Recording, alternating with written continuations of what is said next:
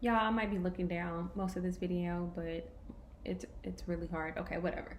So, hi, it is me again. I am Brittany, and I am back with another video. I am in term 3 of 5. So that means I have a little under a year and a half left at WGU BSN Pre-Licensure program. And I am at the point of the program where I am preparing for intermediate lab. And I felt like I wanted to show you guys how I prepared for this lab. So whenever you go to this lab, you can be prepared too, because they really do give you the tools to succeed the first time. You just have to use the tools. So let me show you the tools just in case you don't know. So when preparing for lab, the first thing you want to do is go into that lab, whether it's basic nursing skill or intermediate. You want to go into that lab class and you want to look at the schedule, which should be under lab intensive. They give you literally a schedule of what you're doing each day that you're in lab. So the 4 days is broken down into everything you'll be doing. Please pull up that schedule and understand what you're doing so you can study accordingly. So I'll show you with my lab that I have coming up. Let me see if I can get it to. I put my lab schedule on here. I'm not going to show you exactly what it is, but I have a day-by-day breakdown of what I will be doing, and I have studied according to this, so I know I'm prepared that first go-round. Basic nursing skill is more about your basic nursing skills. It literally tells you what it is, and they focus more on skills your first lab, because at that point you'll be so fresh into the program that you haven't learned a lot of the essential things you need to have random scenarios thrown at you. But in intermediate, you should be at a point where you have a scenario thrown at you and you know how to handle it. So for intermediate, I have a whole bunch of scenarios are simulations that we'll be doing, and they literally give you the patient's information so you can review their chart prior to going into lab. You have an understanding of what medications they're on, if they have any type of allergies to that medication. You literally have a breakdown of all the stuff that you need to know before you go into lab. So that's why I said preparing is essential for your success, because that's what I did. So I reviewed these patient charts. I reviewed the practice questions surrounding these patient charts. I know what medications they're on. I know what stuff they're allergic to. I've done all of that. And I feel like when you review the chart, those are essential items. Anything that can kill them the fastest, you need to know it. So that's why I say, if it's not any other tip I can give you, this tip is the biggest one. Please go in there and review all the scenarios and understand the chart. Do not let the scenario being thrown at you in lab be the first time that you've seen this patient. You should be well educated on it. That is the whole purpose of them giving you this material, so you can be prepared. Please, please, please, if I don't stress it enough, go in and study those charts, and that will ensure that you don't have to repeat this course or you don't have to take additional testing to pass. It's essential. So the other half of this video will consist of me talking about my actual experience at lab. And if you follow these tips and tricks, I know I'm going to pass on the first try, so that's what I'll be talking about. But if you follow these tips and tricks, you're going to pass on the first try too. There is no reason why I would want you to fail. I'm here to help you win. So please, please, please follow these tips and tricks, and you will pass on the first try too. And your stress level is going to go from here to here. So I will be back on this next clip giving you guys an update, and I hope these tips and tricks helped you too. And if it did, whenever you do pass lab, go ahead and comment down below and say I passed lab because of you, Brit.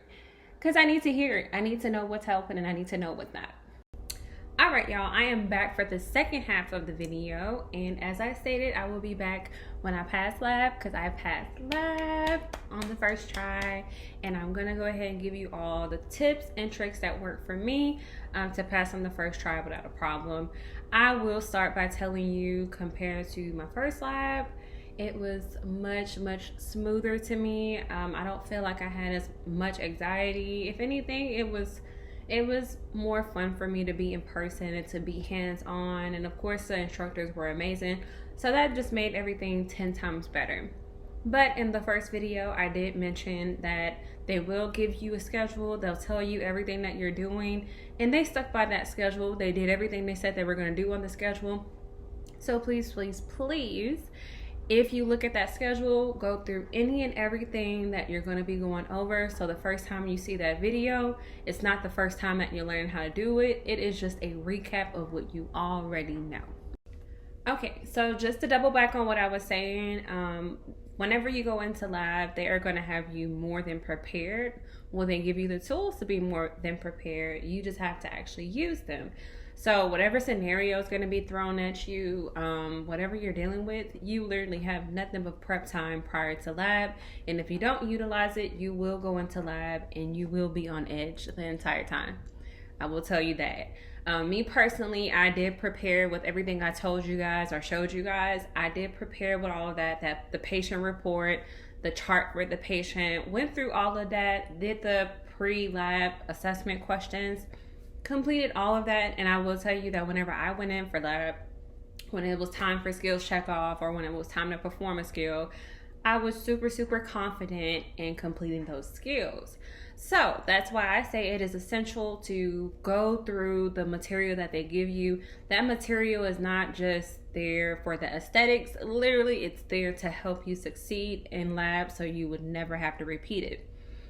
Basic nursing lab, I would say, was more of a prepping you just to learn the foundation of everything a nurse needs to know when it comes to caring for a patient. And I will say intermediate lab was more of a what a nurse needs to know if a random situation is being thrown at them. I will tell y'all, it was so many random situations being thrown at me. But I was prepared because, I had the tools that I needed. Of course, in the real nursing world, you won't have those tools, but this is a learning world. So you have that time to prep. And if you don't use that time to prep, it's like you're in the nursing world and you don't know what you're doing. So please, I know y'all hear me say please a lot, but please go through the material, review it, do those pre-assessment questions, watch videos on everything you know that you'll be doing. So whenever you go in the lab, you're like, oh, okay, look at you, future nurse, because you're prepared. So definitely refer to the first half of the video of everything that I did to prepare. And just to kind of elaborate a little bit more, I went through each patient report, I went through each patient's EHR, and I went through the pre-assessment questions. Anything that I seen that was on that lab schedule, I watched any simple nursing video available to make sure that I understand the background of that disease or that problem and how to how to fix it, how to figure out how to stop it from happening, or to what I would do in an emergent situation. So I started my first IV. I started my first IV. I had my first flashback in lab. We get a little fake arm, and the arm has fake blood in it, and it's really cool. The blood bags are hanging, but once you get a flashback, that means you're in the vein. So I'll show a little preview of my first IV that I started. Is it playing? Nope. Y'all see it's a little bit of blood, but I stopped it, so that's all that matters. And then I was able to work with, which was my favorite, a baby. So you don't know what's going to be thrown at you. Whatever you're learning, you're not just going to be doing that one thing in a scenario. They're going to throw a whole bunch of things at you in a scenario, because in reality, if you're in a patient's room, they can have multiple things wrong or needed, not just one thing. So we're out that basic nursing skill phase where we're just trying to learn that one thing. Now they're expecting you to know how to put it all together and use those critical thinking skills to be able to help someone who is in need.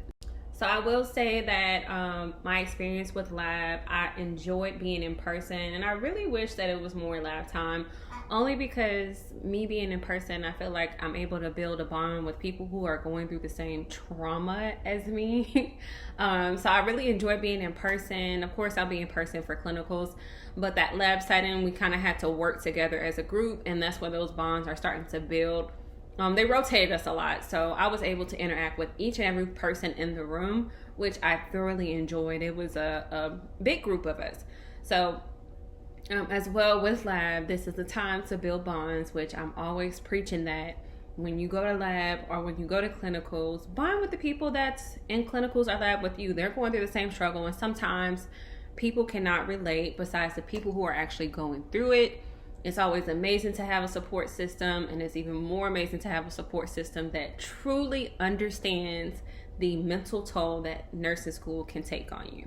So I also want to address one question that I get asked religiously, and I feel like maybe I should just say it on here so I can kind of give that foundation to everyone that is wondering. But when it comes to if WGU is easier, you will never in your life hear me say this program is the easiest program ever. One, if it was easy, they would not be able to get accredited, because it should not be easy learning how to save someone's life. This should be a difficult program. Two, the exams that they give, it's not exams that's made by WGU, it's exams that's made by Elsevier, which is what everybody uses in nursing programs. So this program, I will not give you the answer you're looking for if you want me to say easy, but will I say it's worth it? Yes. Will I say that it's much more accommodating than a typical nursing program? 100%. Because prior to this, I was honestly feeling like I wouldn't be able to do a nursing program, because everyone was like, if you have a daughter, hopefully you have a good support system and you can't work a job while you're in this program. And that's still to this day impossible. Okay, so WGU has the pros, but honestly, like, it's not going to be easier. If anything, you have to be very motivated. You have to be very mindful of staying the course. Like, you can't take too many days off. You have to be disciplined.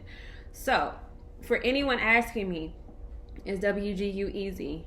No, it is not easy, but I promise you it is 100% worth it, and I'm still to this day happy with my decision of coming to WGU. So just a little background on where I am at. I am in term 3 of 5. So I've completed term 1, which was pre-nursing. I completed term 2, which was my first clinical term, and then now I'm on term 3. I have already passed my adult health exam. I'm just waiting to do adult health clinicals, which is the beginning of next month, which is in about 2-3 weeks. And I have 2 more terms after that, and I graduate next year, because I get asked that question a lot. I do only have 2 more terms after this. So completed adult health 1. I am working on women's and children's now. My current study method, number 1 priority study method, is simple nursing and using concept maps to break down each and every disease. I do not just look at a video and write a whole bunch of notes.